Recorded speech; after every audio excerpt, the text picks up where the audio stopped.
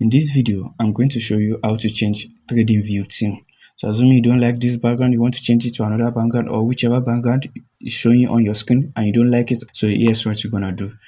Just go to the top right corner and click on this settings icon, or you can simply just right click and click on this setting icon at the bottom.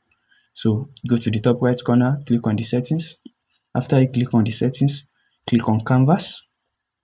After you click on canvas, click on this box square icon.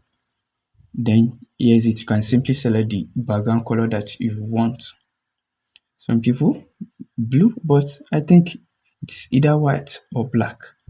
Because just after that, click on OK. And yeah, that's it. As you can see, you have successfully changed it to the black background or the any background that you like.